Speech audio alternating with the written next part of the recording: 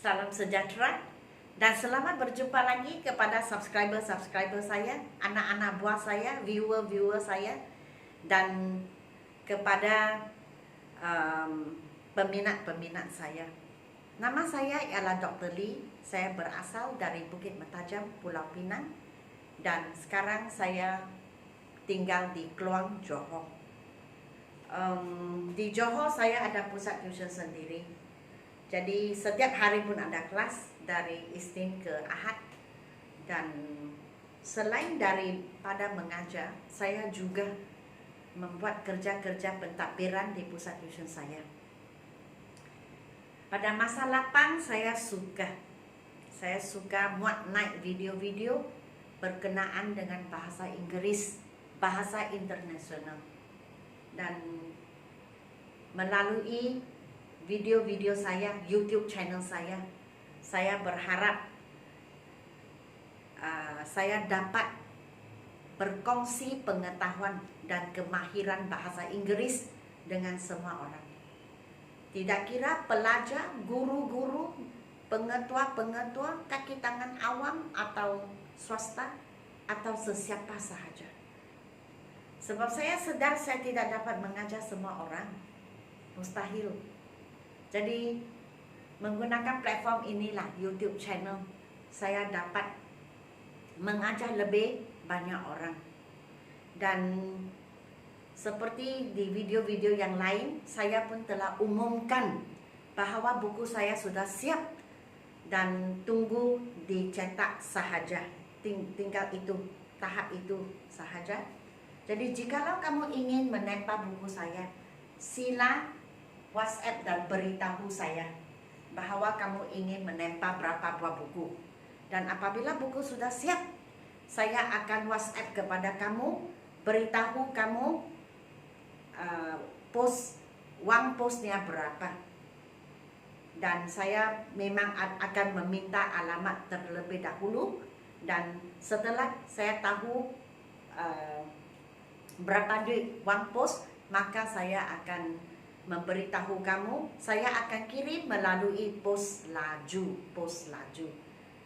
supaya buku itu kita dapat. Saya pun akan tahu, sebab pos laju dia memang ada penerima dan sebagainya, maklumat. Jadi saya akan merasa aman kalau buku itu sudah selamat kamu terima. Dan sebaik sahaja buku itu diedarkan kepada semua orang yang menempa, kepada para penempah, maka saya akan ke YouTube channel saya dan saya akan mengajar setiap bab dalam buku saya. Kesemuanya 1384 soalan. Dan buku itu lengkap dengan keterangan seperti ini dan di belakangnya jawaban. Jadi apabila kamu buat dan tidak berapa pasti jawabannya, mengapa kamu salah atau mengapa betul tetapi masih tidak pasti, maka ikutilah YouTube video-video saya, sebab saya setiap bab mengikut buku saya juga. Dan kamu akan tahu mengapa begitu, jawaban begini dan begitu. Dan moga-moga selepas kamu sudah buat buku, semua latihan dalam buku, saya berharap kamu akan lebih pandai dalam bahasa Inggris, bahasa internasional, dan boleh gunakan dengan lebih yakin, sama ada dalam percakapan ataupun pertuturan ataupun penulisan. Ini untuk bulan April. Sila WhatsApp saya. Sebab sebaik sahaja saya mula mengajar di YouTube, mengulang kaji buku saya tidak akan mempunyai masa untuk kirim buku, pergi cetak. Saya tidak akan buat begitu. So sekaranglah masanya. Dan bulan Mei saya akan mengumumkan di YouTube channel saya juga mengenai kursus-kursus yang akan saya adakan di luar Johor. Jadi sesiapa yang berminat, masa itulah mulai bulan Jun selepas saya membuat pengumuman, maka bolehlah tempat-tempat kalau ingin menghadiri kelas saya secara fizikal. Maksudnya berjumpa dengan saya akan berada dalam bilik kelas dan kamu ikut kursus yang saya akan mengendalikan. Itu muka demi muka. Oke, muka ke muka. Baik. Hari ini kita ke bab ke 114, 114, lesson 114. Off. Ini atas permintaan subscriber. Subscriber ini adalah dari kumpulan versi bahasa Malaysia. Maksudnya dia ikut video saya dalam bahasa Malaysia dan atau bahasa Melayu. Dan subscriber ini mempunyai keazaman yang kuat. Dia bertanya banyak kali, bolehkah saya ajar? Dan kebetulan buku saya belum lagi dicetak. Jadi buat masa ini pun ada sedikit masalah pang. Maka saya cakap okey lah, kali ini saya mesti ajar. Saya pernah janji tetapi tidak ada peluang. Kali ini peluang sudah sampai. Jadi saya harap kamu berada di depan video saya, okey, dan mengikuti apa yang kamu ajar dan sekarang saya terangkan. Dan selepas saya buat penerangan, saya pasti kamu akan lebih memahami. Subscriber ini tanya saya, bagaimana dan mengapa kita gunakan OF. Jadi saya hanya boleh beritahu kamu bahawa OF itu jatuh ke kategori prepositions. Preposition, OF ialah preposition. Preposition bahasa Melayu atau bahasa Malaysia kita panggil kata hubung. Maksudnya untuk, kepada, dari, daripada, kepada,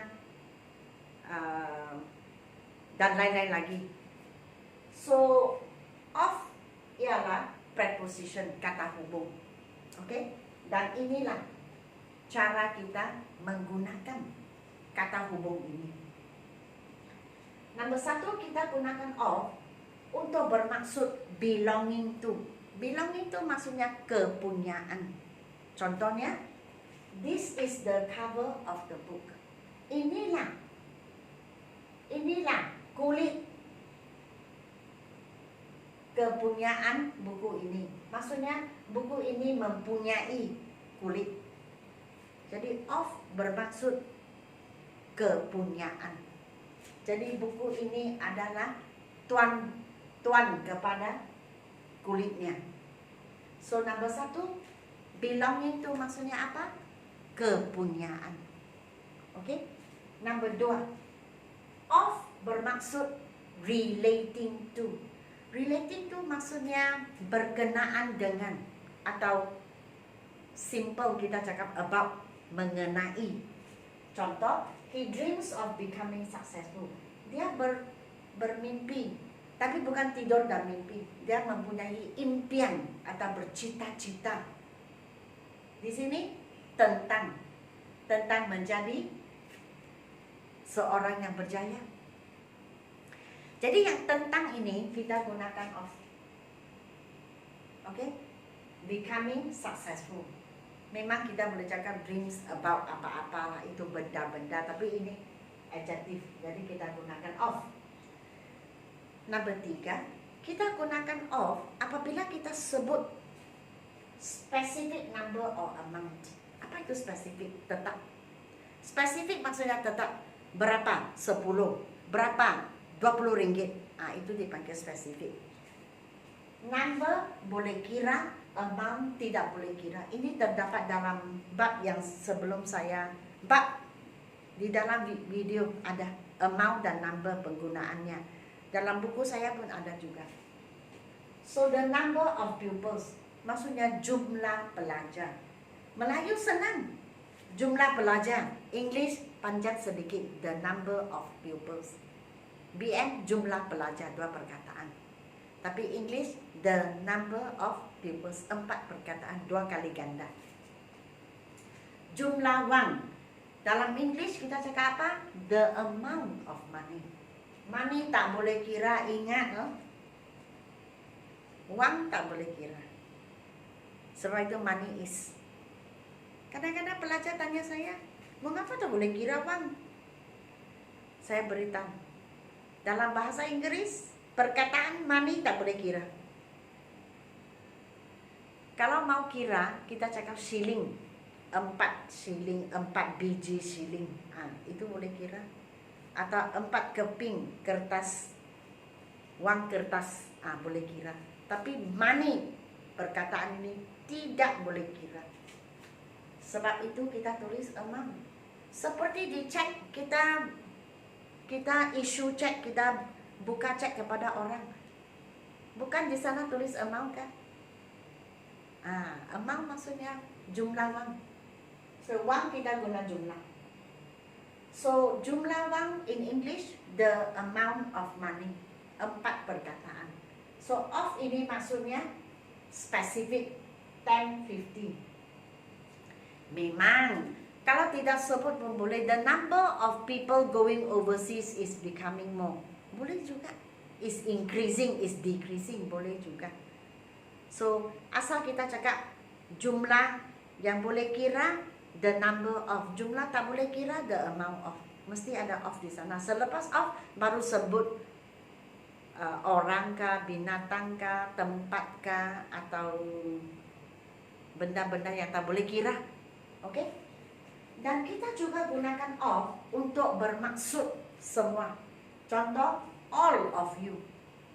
Tak boleh cakap you all. Itu bahasa pasar, bahasa yang tidak ada nahu. You all this, you all that. Tidak. Tapi kita faham. Oke? Kadang-kadang orang cakap bahasa Inggris, kita faham. Tapi kita tahu bahasa Inggris itu salah dari segi nahu. So kamu semua, all of you. Sebahagian daripada kita semua atau kamu semua, some of you, some of us. Kalau tertentu 2 orang kan, 3 orang, 2 of us, 3 of us, 10 of them, 20 of them. Oke? Dan nomor 5 kita gunakan of untuk bermaksud mengandungi. Contoh ini, a glass of water. Gelas yang mengandungi air. Yang mengandungi itu tulis of. Piring yang mengandungi nasi goreng. A plate of fried rice. So the of bermaksud mengandungi. Yang ketiga ini dalam buku saya dan dalam video saya ada collective nouns. Collective nouns maksudnya sekumpulan apa. Contoh dalam bahasa Melayu, sekawan lembu. Sekawan lembu English, a herd of cows, sekumpulan. A class, satu kelas pelajar-pelajar. A fleet of cars. Fleet maksudnya banyak kereta dalam satu tempat. Sama ada parking kah, sedang berjalan kah, a fleet of cars. Banyak kereta, boleh kira. Dan nombor 6 kita gunakan of untuk bermaksud compose of. Compose of maksudnya terdiri daripada. Contohnya, terdiri daripada atau buatan apa. Contohnya saya cakap, kotak ini dibuat daripada kertas. This box is made of paper. 3 perkataan. Made of paper. Mesti ada of. Made of paper maksudnya dibuat daripada. So jangan terjemah daripada from. Salah sudah. Bahasa Melayu memang dibuat daripada. Tapi English tak boleh from. Walaupun daripada bermaksud from. Kamu mesti guna of untuk menggantikan daripada from. Dan ini saya tulis ini seperti yang saya memahami. Subscriber ini tulis mengapa dan bagaimana kita gunakan of dalam ketiga-tiga ini. Ini ditulis dalam YouTube channel saya oleh pelajar dalam inbox. Dia tanya saya, apa itu Law of the Jungle? Apa itu Clash of the Clans? Apa itu Keep Out of Reach? Sekarang saya terangkan. Law of the Jungle. Ini kepunyaan. Law kita tahu, undang-undang atau peraturan-peraturan. Jungle kita tahu, hutan. Peraturan hutan, peraturan kepunyaan hutan. Kepunyaan, belonging to, inilah peraturan kepunyaan hutan. Ini clash of the clans. Clash maksudnya pertentangan, lawan kah? Clans adalah kumpulan orang. Clash of the clans maksudnya apa? Maksudnya pertentangan kepunyaan klan. Maksudnya pertentangan ini kepunyaan klan, kepunyaan kumpulan ini diakibatkan oleh kumpulan orang ini, bukan orang lain. Kumpulan ini kepunyaan mereka. Mereka yang menghasilkan atau mengakibatkan. So it is belonging to, related to. Dan subscriber ini bertanya saya, bagaimana dengan off di sini? Apakah artinya? Bagaimana dan mengapa? Yang ini bukan off, yang ini out of. Sebab itu saya garis dua perkataan. Ini dipanggil frasa, macam give up, give away, give out. Apa maksudnya?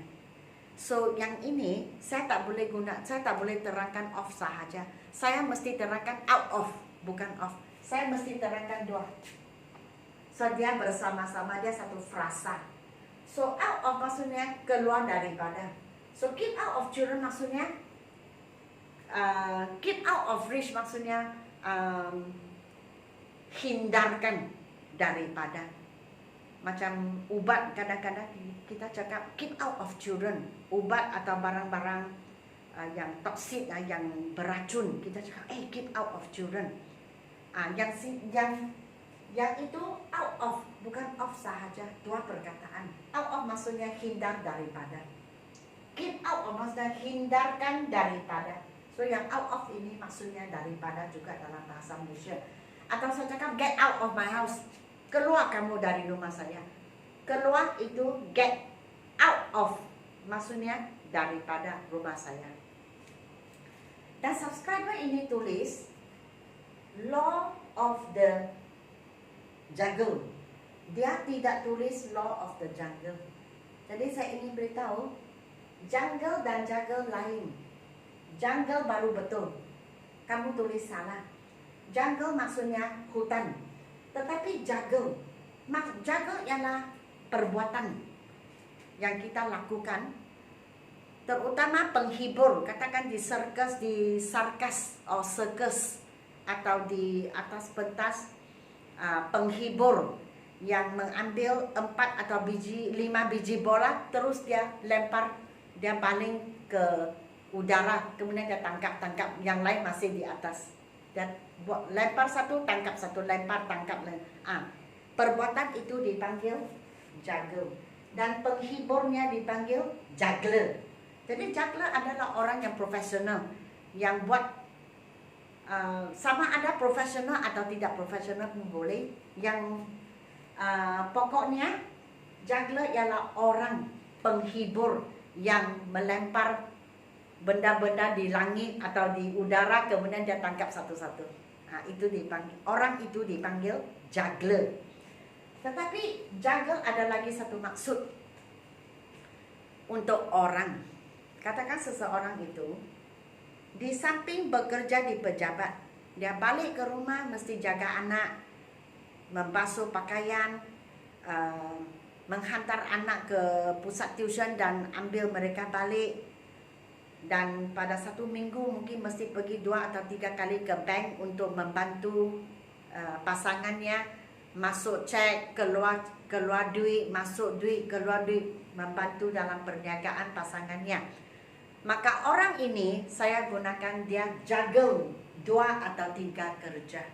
Juggle maksudnya dalam satu tempo masa membuat 2 atau 3 pekerjaan atau kerja.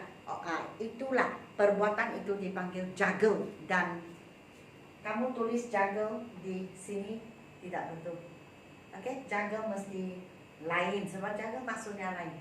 Sebenarnya kamu sepatutnya tulis jungle baru betul. Setakat ini sahaja bab mengenai off seperti yang diminta oleh subscriber. Saya tunaikan permintaan kamu dan harap kamu faham dan semua orang yang menonton video ini faham juga. Jadi kalau suka, silalah like, share dan subscribe. Sekian, terima kasih.